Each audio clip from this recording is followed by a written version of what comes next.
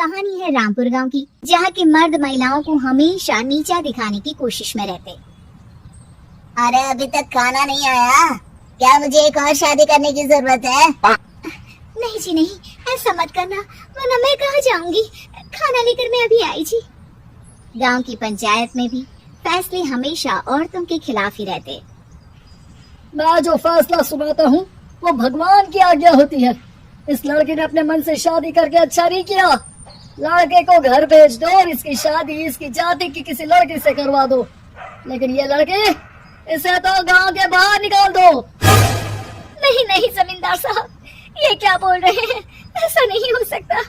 मेरी बेटी मासूम है, इसे अच्छे बुरे की समझ नहीं है। अरे कहाँ जाएगी ये बेचारी? कहाँ जाएगी? इतनी चिंता है तो पूरे परिवार का गांव निकाला कर देते हैं। बेचारे पूरे बसे बसाए परिवार को गांव छोड़ना पड़ता है। चाहे जो हो, अगर बेटियों को कंट्रोल नहीं कर सकते तो गांव में रहने का कोई मतलब नहीं है। यहाँ औरतों को दब कर रहना होगा।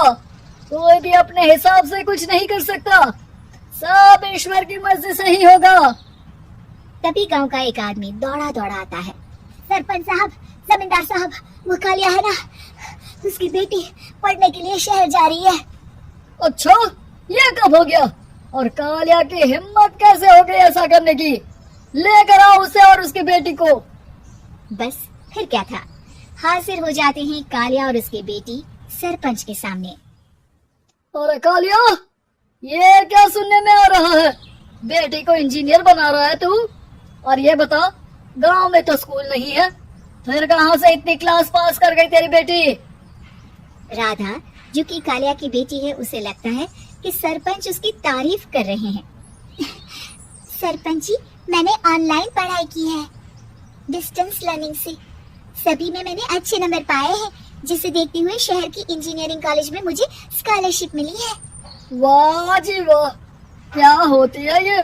पहले तो ये बताओ, फिर आगे की बात करते हैं। पूरा गांव राधा की बात सुन रहा था और राधा बोलती जा रही थी। तो ऐसे मैं फ्री में एक अच्छी शिक्षा लेकर गांव में जो कुछ परेशानियां हैं, जैसे बिजली, पानी और इंटरनेट जैसी समस्याओं के लिए काम करूंगी। मैं गांव को शहर से जोड़ने के लिए पुल का निर्माण करवाने का प्रस्ताव रखूंगी। मुझे पूरी उम्मीद है कि जल्द ही हमारा गांव भी तरक्की की राह पर चल पड़ेगा। राधा की बात सुनकर सारे गांव वाले ताली बजाने लगते हैं। सरपंच को समझ नहीं आता कि वो क्या करे। चुप रह नादान लड़की, गांव के खिलाफ जाने के लिए तुझे गांव से बेदखल कर दिया जाएगा, वो भी पूरे परिवार के साथ। और हाँ, अगर ठीक से गांव में रहना चाहती है तो ये पढ़ाई लिखाई छोड़ दे। हम तेरे लिए गांव का कोई होनहार लड़का देखेंगे। तभी गांव का एक आदमी बोल पड़ता है। अरे नहीं नहीं सरपंच जी, राधा बिटिया जो बता रही है, अगर वैसा हो जाए तो हम लोगों को पैसा कमाने के लिए बाहर नहीं जाना पड़ेगा। हाँ जी, और ना ही कोसों दूर पानी के लिए भटकना पड़ेगा। हमारे बच्चे भी अच्छी पढ़ाई कर सकेंगे और आगे बढ़ेंगे, ना कि हमारी तरह खेती करते बैठेंगे। क्यों गांव वालों, राधा बिटिया का साथ देना चाहिए ना। सरपंच देखता है कि गांव राधा के साथ है तो वो चुप हो जाता है। वो घर आकर अपने सलाहकार से बात करता है, जो बहुत ही चालाक किस्म का इंसान होता है। अरे सरपंच साहब, आपको बहुत ही होशियारी से काम लेना पड़ेगा। एक बार गांव तरक्की कर गया, यहाँ के बालक पढ़ लिए तो कोई ना पूछेगा आपको। और फिर ये जो बेटा और बेटी है ना आपके, इनको भी आम लोगों की तरह ही जीवन जीना होगा। हाँ, लेकिन करे तो क्या करे? वो ना आप मुझ पर छोड़ दीजिए, बस मैं जैसा बोलूं करते जाइए। अगले रोज सुबह जब गांव वाले सोकर उठते हैं तो राधा के घर के बाहर और साथ ही वो लोग जिन्होंने राधा का सपोर्ट किया था, उनके घर के आगे लाल रंग से कल आऊंगी लिखा होता है। कल आऊंगी, ये क्या होता है? अरे ये तो खून से लिखा है, लगता है कोई भूत प्रेत या चुड़ैल का साया है। चलो सरपंच जी के पास चलते हैं। सभी सरपंच के पास जाकर उसे सारी बात बताते हैं। अरे ये तो बड़ी मुश्किल की बात है। चलो, मैं एक बाबा को जानता हूँ, उन्हें बुला लेता हूँ। सरपंच बाबा को लेकर गांव के घर के बाहर जाता है। ओहो, तो ये वो चुड़ैल है जो उन लोगों को निशाना बनाते हैं जो गांव को बदलने का सपना देखते हैं। वो गांव को ऐसे ही संपन्न देखना चाहती है। वो नहीं चाहती कि कोई बाहरी आका कायाकल्प करे। क्या तुम लोगों में से किसी ने गांव को बदलने की सोच रखी है? तभी राधा की माँ रोते रोते आती है। मेरी राधा घर से गायब हो गई है। अरे कोई तो बचाओ, मेरी बच्ची कहाँ गई?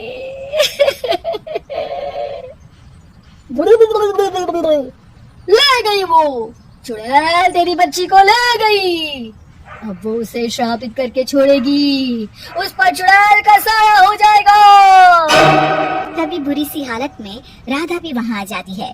उसके बाल चुड़ैल की तरह फैले होते हैं और कपड़ों में खून लगा होता है।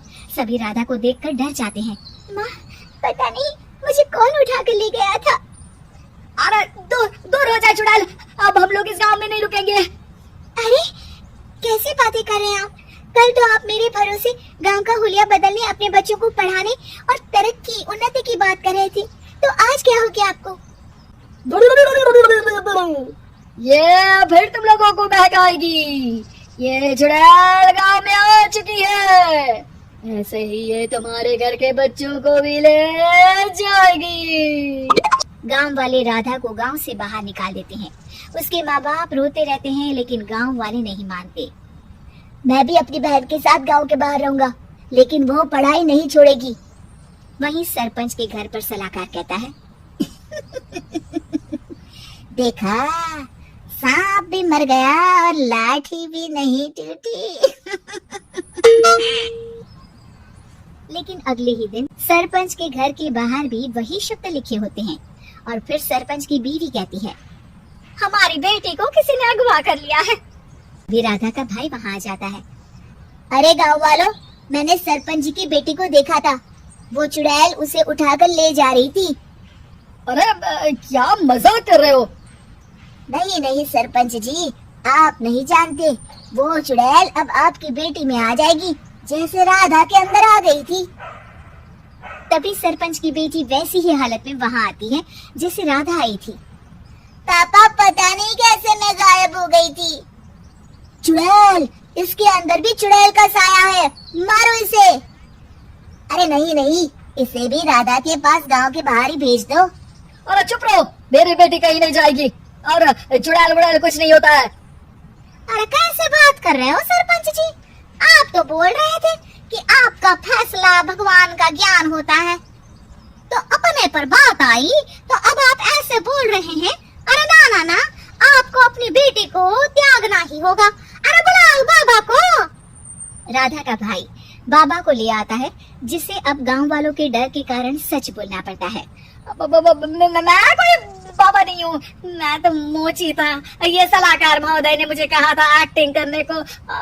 वो मुझे पैसे देने वाले हैं। अब मुझे माफ कर दो। गलती हो गई, मुझे माफ कर दो।